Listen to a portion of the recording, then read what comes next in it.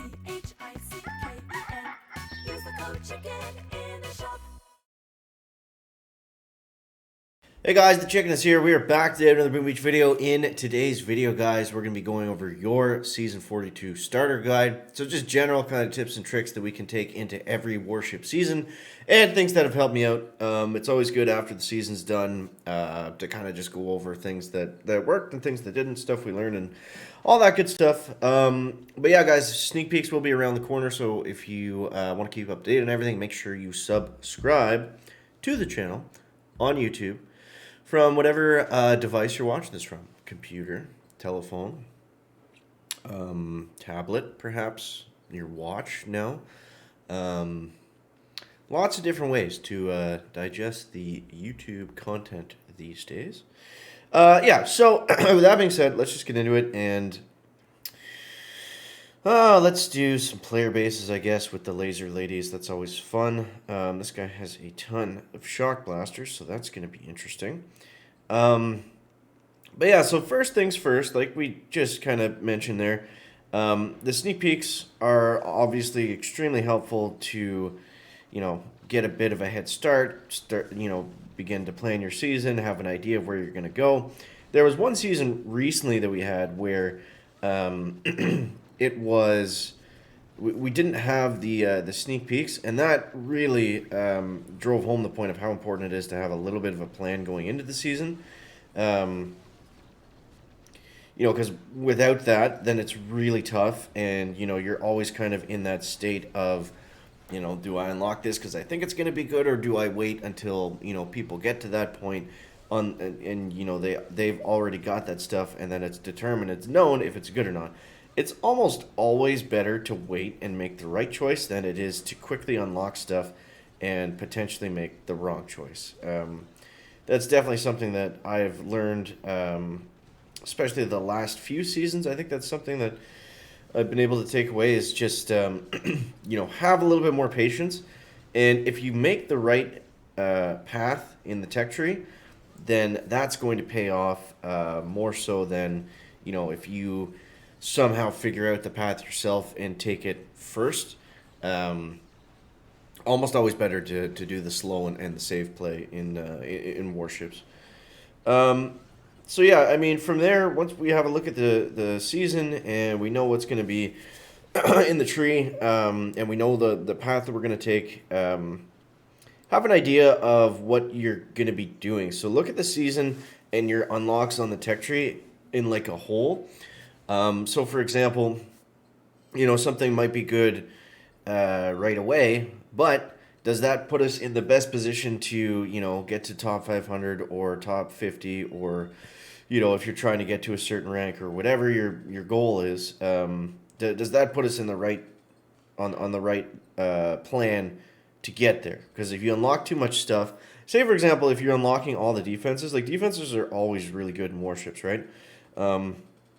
But is that going to, delay us for getting to 70 Rs? Maybe there's our last building health is locked behind the 7th engine room, and, sometimes, especially if it's a 4-week season, it can become impossible to unlock the entire tech tree if you unlock too much stuff at the beginning and don't, really have a set plan for all your keys. So that definitely comes into account for sure. And yeah, it's all about, having that plan and, if you can figure out where you're going to end up, and, everything that you're unlocking, does it, is it in keeping with that plan, or does it, get in the way of it? That's what we want to avoid. And, just stuff to look at, as we unlock stuff and go through the tech tree. So, in terms of the actual gameplay, now that we have our plan set in place, it's extremely important to change your base frequently. I know we talk about this a lot, but it's you should never really be going 2 days without changing your base if you're trying to push. The only times I won't do that is, say, if I'm just chest collecting. Then, it doesn't matter. But whenever you're pushing, you essentially want to be putting out a new base. Because what happens is, even if you have a really good base and I'll make videos on this sometimes, and the bases are really hot for a day or two. But what happens is everybody starts running that base. So it's not that the base has gotten bad or it doesn't work or it's not good. It's just people have figured out the hits that work against it by that point. So there's always some kind of benefit um, to base changing. Even like that's really how I end up finishing high usually throughout the season. Is I'll use a really good base towards the very end when everybody has stuff.